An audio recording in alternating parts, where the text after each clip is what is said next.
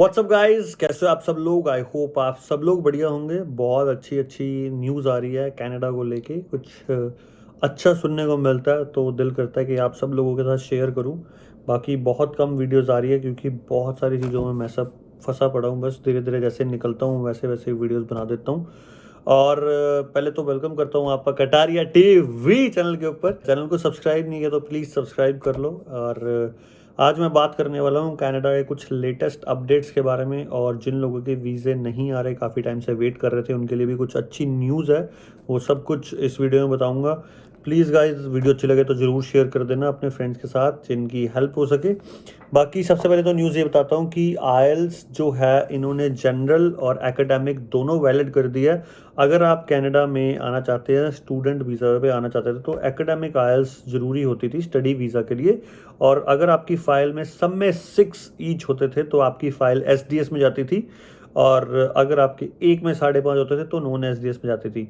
अब इन्होंने general IELTS को भी इंक्लूड कर दिया इन द स्टडी वीज़ा, जो कि एकेडमिक से थोड़ी सी इजी मानी जाती है। वो आप करके अगर आपके उसमें सब में 6 आ जाते हैं तो आप अपनी फ़ाइल जो है स्टडी वीज़ा की वो एसडीएस में लगा सकते हैं।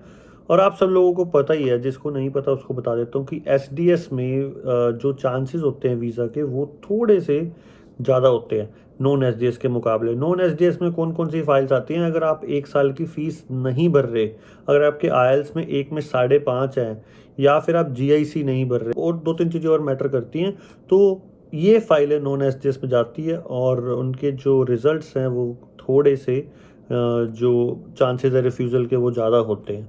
आजकल नॉन एसडीएस फाइल्स के बहुत ज़्यादा रिफ्यूज़ल्स आ रही हैं।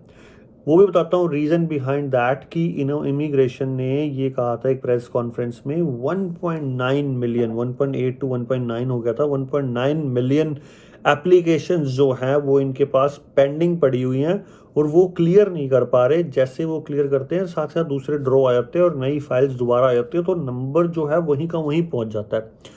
तो अब इन्होंने क्या किया, इन्होंने बोला कि जो सीईसी, जो कनेडियन एक्सपीरियंस क्लास के इनसाइड एक्सप्रेस सेंट्री के ड्रॉज होते थे, जिनसे यहाँ पे express express entry is the fastest way to get the PR.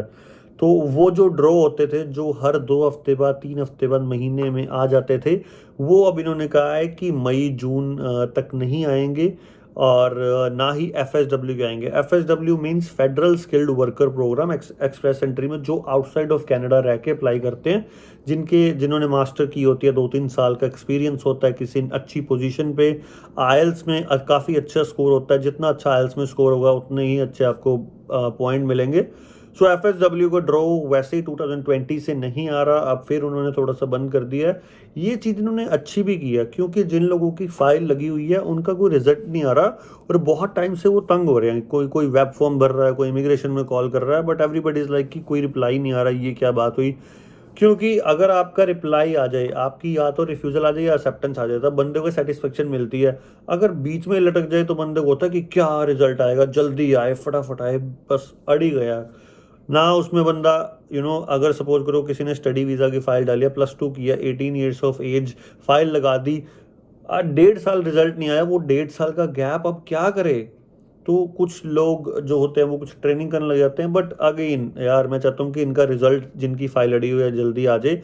Spousal open work permit के रिजल्ट जो हैं बहुत ज़्यादा डिले हुआ पड़ा, रिजल्ट ही नहीं आ रहे।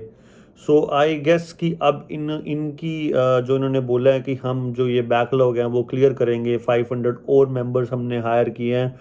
सो हम अपना जो काम है वो स्पीड अप बूस्ट करेंगे थोड़ा सा। तो उस वजह से उस चीज़ को देख के लगता है कि हाँ, ये चीज़ें भी ज़रूरी है। और कनाडा में जो टूरिस्ट वीज़ा की एप्लीकेशंस लगी हुई थी, अगर आपने नए पोर्टल में लगाई है, नए पोर्टल में कह रहे थे कि हाँ बहुत जल्दी रिजल्ट आ रहे हैं, बट उसमें भी 2 से 3 महीने लग रहे हैं। बाकी अगर दूसरे पोर्टल में, सिंपल वाले पोर्टल में आपने फाइल लगाई है विजिटर की, टूरिस्ट की, तो उसको भी ऑलमोस्ट जो है 2 to 3 मंथ्स का टाइम लग रहा है, 2 to 3 मंथ्स में, बट रिजल्ट आ रहे हैं। ऐसे नहीं कि रिजल्ट नहीं आ रहे। बाकी बहुत सारे लोगों की पीआर की फाइल फंसी हुई है, बहुत सारे लोगों की स्टडी परमिट की फाइल फंसी हुई है, बहुत सारे लोगों की स्पाउसल एप्लीकेशन, जो स्पाउसल ओपन वर्क परमिट की, उनकी तो बहुत ज़्यादा एप्लीकेशन है, उनके तो रिजल्ट ही नहीं आ रहे हैं। और ऑन द अदर साइड अगर दूसरी बात करूं तो यहाँ पे इमिग्रेशन ये कहती है कि 2021 में हमने 400,000 यानी कि 4 लाख लोगों को परमानेंट रेजिडेंसी दे दी। और हमने 2022 में भी 4 लाख से ऊपर लोगों को परमानेंट रेजिडेंसी देनी है, 2023 में भी देनी है। अब 1.8 मिलियन एप्लीकेशंस पेंडिंग है, उसमें से कितनी आपको लगता है कि पीआर वाली एप्लीकेशंस होंगी, कितनी टेम्परेरी रेजिडेंस वाली होंगी?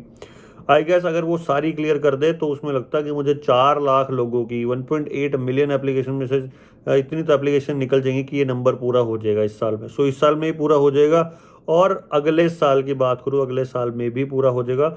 बहुत सारे यहाँ पे बच्चे जो हैं टीआर टू पीआर के वेट कर रहे हैं, जो इनसाइड कनाडा में है, जो 2021 में रूल आया था कि टीआर टू पीआर में ग्रेजुएट्स वाले लगा सकते हैं 40,000 30,000 वर्कर लगा सकते हैं। तो वो बहुत सारे बच्चे जो हैं इस टाइम वेट कर रहे हैं, बट उसका अभी कुछ भी नहीं पता, बिकॉज इन्होंने अभी यही ड्रॉ रोक दिया, तो आई डोंट थिंक वो आएगा। बट February 11th या 12th को होप सो कि कुछ अच्छी न्यूज़ आएगी, कुछ पता लगेगा कि क्या हो रहा है। बाकी ये है कि कनाडा के वीज़े बैक टू नॉर्मल होने शुरू हो गए हैं। नॉट कि वो जैसे जब मैं आया था तो मेरा वीज़ा 3 दिन में आ गया था कनाडा का। लिटरली मैंने अप्लाई किया, मेरी फाइल अप्लाई हुई और 3 दिन में मुझे डिसीजन आ गया कि yes your visa is approved, और हफ्ते भर में 10 दिन में मेरा पासपोर्ट पे वीज़ा स्टैंप भी लग के आ गई। वैसा नॉर्मल आई डोंट नो कब होगा या नहीं हो रहा, बिकॉज कनाडा में बहुत सारी फाइल्स लगे जा रही हैं और आई विश कि वैसा ही नॉर्मल हो जाए ताकि जल्दी जल्दी लोगों के रिजल्ट्स आ सके। रिजल्ट आने के बाद आपके पास डिसीजन लेने का टाइम होता है कि आपको दोबारा अप्लाई करना है या नहीं करना है, या केप्स नोट अप्लाई करने हैं। केप्स नोट का डिसीजन भी 2-2 महीने बाद आ रहा है। तो बहुत सारी चीज़ें जो हैं स्टक हुई है। बट अगेन जो कोरोना में बिल्कुल बहुत ज़्यादा स्टक हुई थी, कोई भी वीज़े नहीं आ रहे थे, बट यस अब बहुत धीरे धीरे नॉर्मल हो रहे हैं। सो आई होप कि सारा कुछ नॉर्मल हो जाएगा और सारे जो वीज़े हैं वो क्लियर हो जाएंगे, जैसा कि इन्होंने कहा है कि हम क्लियर करेंगे। बाकी होप फॉर द बेस्ट, देखते हैं कि कनाडा इमिग्रेशन क्या करती है। आप क्या कहना चाहते हैं कनाडा इमिग्रेशन को, प्लीज़ कमेंट सेक्शन में ज़रूर कमेंट करके बताना। और वीडियो अच्छी लगी तो प्लीज़ शेयर कर देना, सब्सक्राइब कर देना, ऐसे इन्फॉर्मेशनल वीडियो आती रहेगी।